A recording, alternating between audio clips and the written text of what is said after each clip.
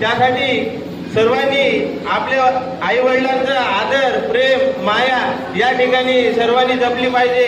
त्यांनी आपल्यासाठी जे काही केले त्याचे भान ठेवून आपण नेहमीच त्यांचा मान राखला पाहिजे।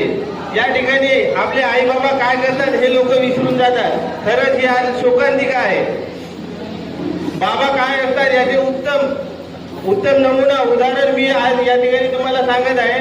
जास्त नाही 2-4 दिवसापूर्वी पुण्यामध्ये एक ऍक्सिडेंट घडला। त्यामध्ये 2 चिमुकल्या मुली त्या बाईकवर बसून होत्या आणि त्याचे वडील गाडी चालवत होते। तर त्या डंपर खाली त्यांची गाडी आली आणि ते वडील त्या डंपरच्या जागाखाली चिरडल्या गेल्याने कमरे खालून पूर्ण त्यांचा भाग नाहीसा झाला।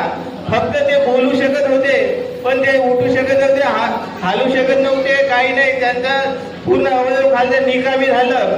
तरीही त्यांच्या शब्दातून एकच शब्द निघत होता, माझ्या मुलींना वाचवा, माझ्या मुलींना वाचवा।